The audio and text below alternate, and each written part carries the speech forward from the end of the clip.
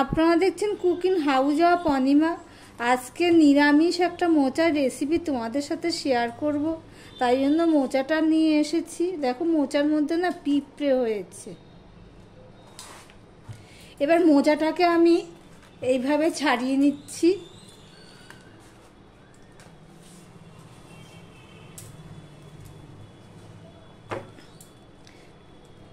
এভাবে পুরোটা ছাড়িয়ে নেব।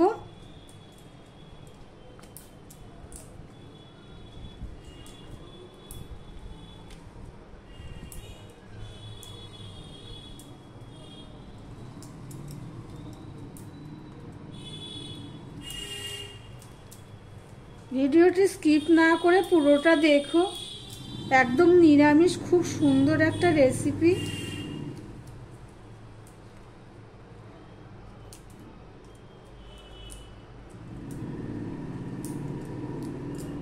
পুরোটা আমি ছাড়িয়ে নিলাম এইভাবে কাঠিটা আর এই প্লাস্টিকটা। এবার এগুলোকে আমি কুচিয়ে নেব এইভাবে।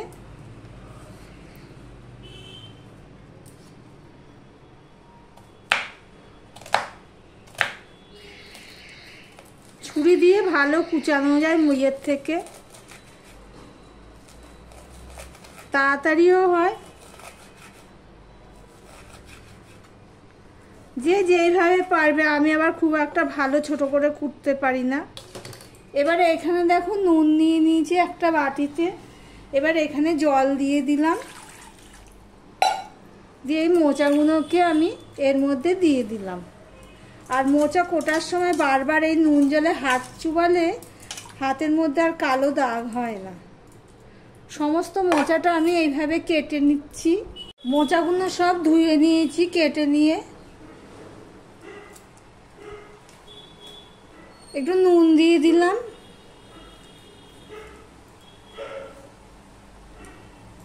একটু জল দিয়ে দিলাম। এটা আমি এবার সিদ্ধ করে নেব ভালোভাবে। দেখো আমি এখানে মোচা কেটেছি, হাতটা দেখো, যেহেতু নুন জল দিয়ে কেটেছি সেই জন্য। আর একটা কথা, স্লিপ কাটছিল, একটু স্লিপ হয়, কিন্তু সেখানে একটু নুন দিয়ে এইভাবে ঘষে নিলে কিংবা লেবু দিয়ে ঘষে নিলে সেটাও চলে যায়। দেখো মোচাটা সিদ্ধ হয়ে গেছে, হাতে টিপে আমি দেখাচ্ছি। এই দেখো ঠিক এরকম সিদ্ধ হয়ে যাবে, তারপরে নামাবে। এবার এটা ঠান্ডা করে নেব। এদিকে কড়াই বসিয়ে দিয়েছি, কড়াইয়ে সাদা তেল দিয়ে দিয়েছি, তেলটাও হয়ে গেছে। এবার আমি একটা শুকনো লঙ্কা ফোড়নে দিয়ে দিচ্ছি। একটা শুকনো লঙ্কায় 3 পিস করে ফোড়নে দিয়ে দিলাম। আর দিয়ে দিলাম এই 5 ফোড়ন। ভিডিওটি স্কিপ না করে পুরোটা দেখার অনুরোধ রইল। একটা তেজপাতা দিয়ে দিলাম। এবারে দেখো এখানে আমি আলু কেটে রেখেছি, এইভাবে কেটে ধুয়ে নিয়েছি। ফোড়নটা হয়ে গেছে, এবার আমি আলুটা দিয়ে দিলাম।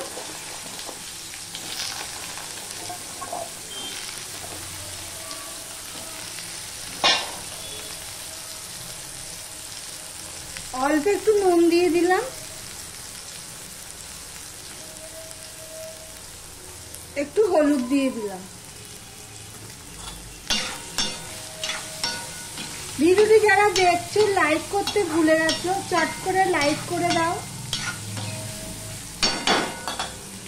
এবার ঢাকা দিয়ে দিলাম। এবার আলুটা হতে হতে এ দেখো আমি মোচাগুলোকে ঠান্ডা করে নিয়েছি। এখানে অল্প নিয়েছি আর এই বাটিতে অল্প নিয়েছি।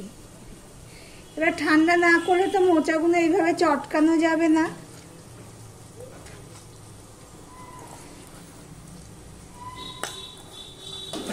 এইভাবে পুরো চটকে নেব। তার জন্য একটু বড় করে কোটা হলেও অসুবিধা কিছু হয় না। ঠিক এইভাবে আমি সমস্ত মোচাটা করে নেব। দেখো আলুটা ভাজা হয়ে গেছে, সিদ্ধ হয়ে গেছে আলুটা। এবারে এর মধ্যে আমি একটু আদা দিয়ে দিচ্ছি। এই 1 চামচ দিয়ে দিলাম। এখানে তার কোনো সেরকম লঙ্কার গুঁড়ো কিছুই দেবো না। আর একটু হলুদ দিয়ে দিলাম, ধনের গুঁড়ো, জিরের গুঁড়ো দিয়ে দিলাম, ধনের গুঁড়ো দিয়ে দিলাম।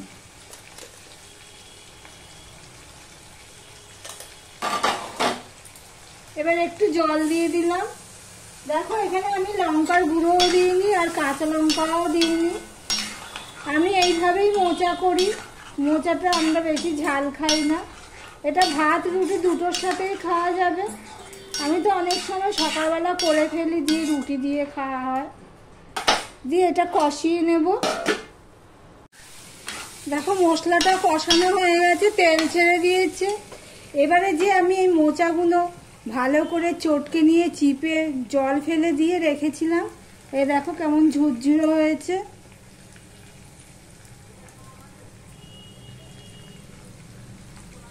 এগুলো আমি দিয়ে দিলাম।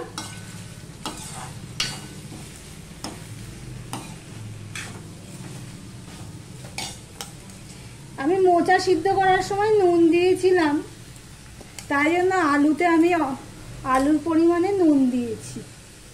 আমার ভিডিওটি যদি ভালো লেগে থাকে প্লিজ একটা লাইক করো, কমেন্ট করো। আর যারা সাবস্ক্রাইব করোনি, ভিডিওটি দেখছো, তাদেরকে বলবো প্লিজ চ্যানেলকে একটু সাবস্ক্রাইব করে দেওয়ার জন্য।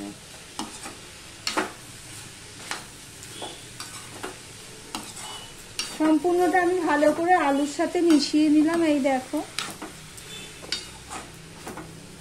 এর মধ্যে আমি এখন একটুখানি মিষ্টি দিয়ে দেবো। সম্পূর্ণ নিরামিষ রেসিপি।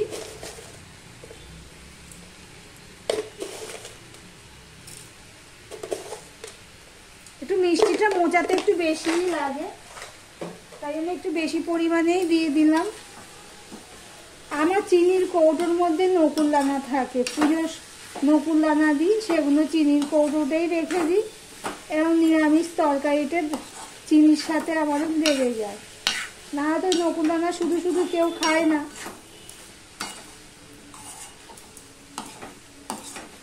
চাটনি করলে চাটনির মধ্যে দিয়ে দিই। এইভাবে ঢেকে ঢেকে দেখো মোচাটা হয়ে গেছে। মোচার ঘন্ট নিরামিষ। আমি মাঝে মাঝে এরকমভাবে নেড়ে নেড়ে দিয়েছি, ঘেঁটে দিয়েছি। এইভাবে করলে দারুণ হয়। যারা করোনি একবার করে দেখতে পারো। আর আমার ভিডিওটি যদি ভালো লেগে থাকে প্লিজ পাশে থেকো, সাথে থেকো। এবার আমি এর মধ্যে দিয়ে দিচ্ছি একটু ঘি।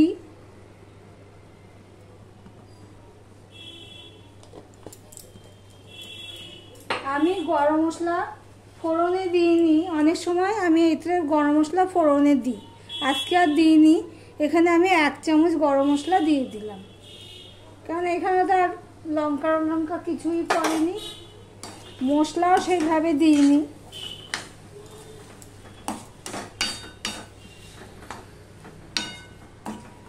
আবার রেডি হয়ে গেল নিরামিষ মোচার ঘন্ট। মোচার ঘন্ট কেমন হয়েছে কমেন্ট করে জানিও। ভিডিওটি আজকের মতো এখানেই শেষ করলাম।